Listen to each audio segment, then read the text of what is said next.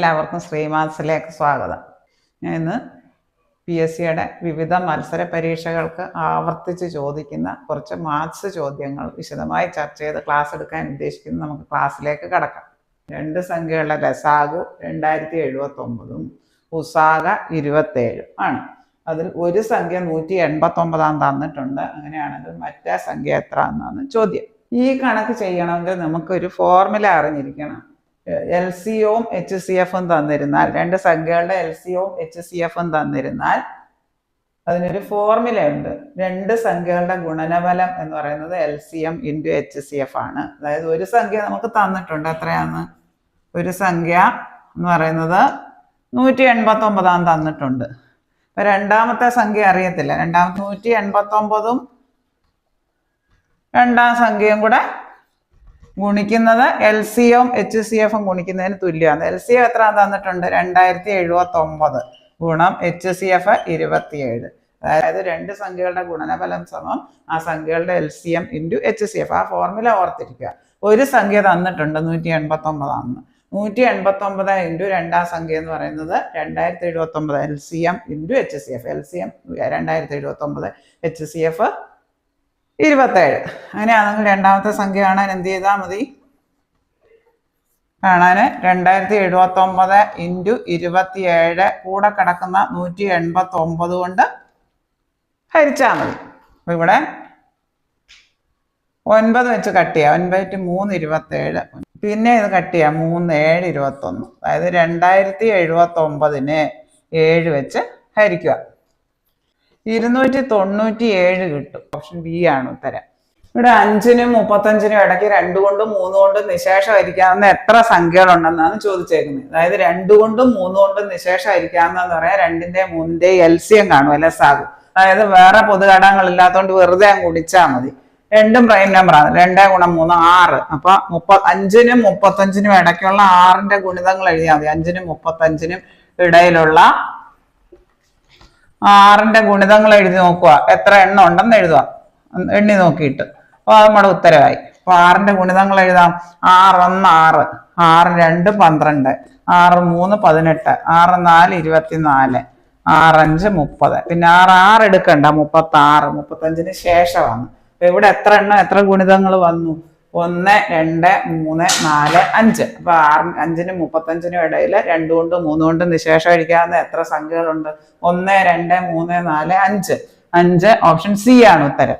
36 264 എന്നീ സംഖ്യകളുടെ ഉസാഗ HCF ആയി ചോദിച്ചേക്കുന്നത്. നമുക്ക് അത് നോക്കാം. അപ്പൊ 2 ഇരട്ട സംഖ്യകളായതുകൊണ്ട് 2 വെച്ച്. 36ന്റെ പകുതി എത്ര? 18.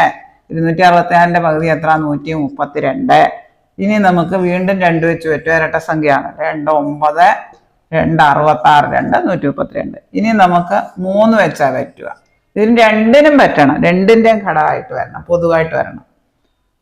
അതായത് 3 3 3 22. ഇവിടെ അങ്ങ് നിർത്തുക. കാരണം ഇവിടെ വീണ്ടും പൊതുഘടകങ്ങളില്ല. 3നും 22നും വേറെ ഘടകങ്ങളില്ല. അങ്ങനെ വരുമ്പോൾ നിർത്തണം.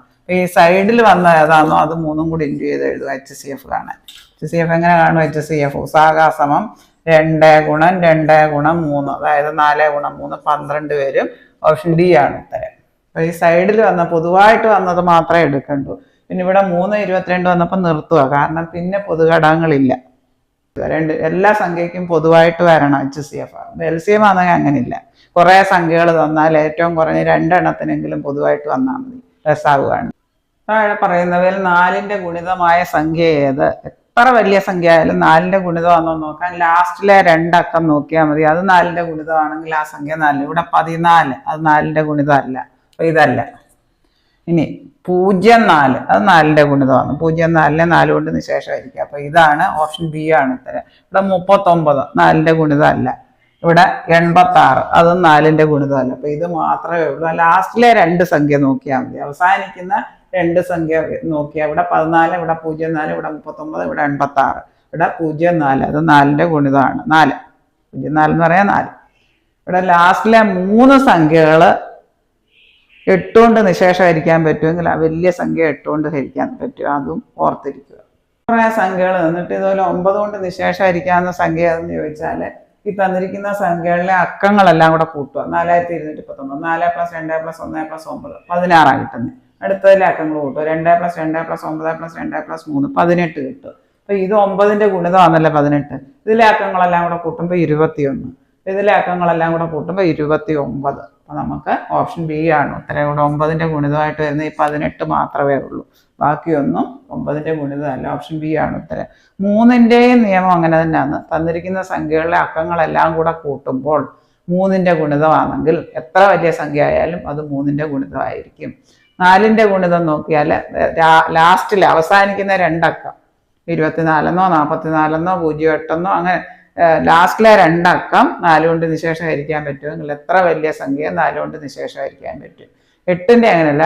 ലാസ്റ്റിലെ മൂന്നക്കം വരുന്ന സംഖ്യ 8 കൊണ്ട് നിശേഷഹരിക്കാൻ പറ്റുമെങ്കിൽ എത്ര വലിയ സംഖ്യ ആയാലും 8 കൊണ്ട് നിശേഷഹരിക്കാൻ സാധിക്കും. ഈ കാര്യങ്ങളെല്ലാം ഓർത്തിരിക്കുക.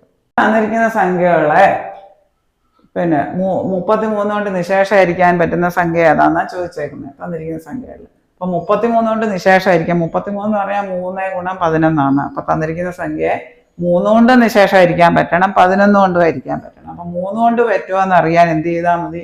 എല്ലാ അക്കങ്ങളും കൂടെ കൂട്ടി നോക്കിയാൽ 3ന്റെ ഗുണിതം വരും. ഇതെല്ലാം കൂടെ കൂട്ടുമ്പോൾ 10 കിട്ടും. 3 3 3 1 കൂടെ ഇതെല്ലാം കൂടെ കൂട്ടുമ്പോൾ 16 കിട്ടും. അപ്പൊ ഇത് രണ്ടും പറ്റില്ല, 3 കൊണ്ട് പറ്റില്ല. അപ്പൊ ഇത് നോക്കണ്ട.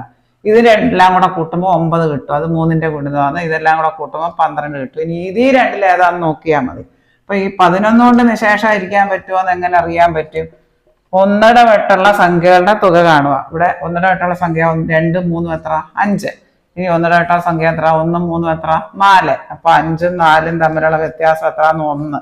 അപ്പൊ വ്യത്യാസം 1ടെ വെട്ടുള്ള സംഖ്യകളുടെ തുകകളുടെ വ്യത്യാസം 0 11 22 33 അങ്ങനെ 44 അങ്ങനെ വരുവാണെങ്കിൽ തന്നിരിക്കുന്ന സംഖ്യ 11 കൊണ്ട് നിശേഷമായിരിക്കും. ഇതിനെ 2നെയും 3 കൊണ്ട് പറ്റും. ഇനിയും 11 കൊണ്ടും പറ്റും. ഇതിനെ പറ്റില്ല. കാരണം വ്യത്യാസം 1 ആണ്. 2 3 5 3 1 4 5 4 പോകെ 1. അപ്പൊ ഇത് നോക്കാം. 2 4 എത്രയാണ്? 6.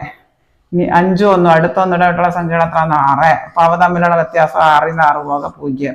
ഇവ തമ്മിലുള്ള 1ടെ വെട്ടുള്ള സംഖ്യകളുടെ തുകകൾ തമ്മിലുള്ള വ്യത്യാസം 0 11 22 33 44 55 അങ്ങനെ വരികയാണെങ്കിൽ നമുക്ക് ആ തന്ന സംഖ്യ 11 കൊണ്ട് നിശേഷം. അപ്പൊ ഓപ്ഷൻ ഡി ആണ് ഉത്തരം.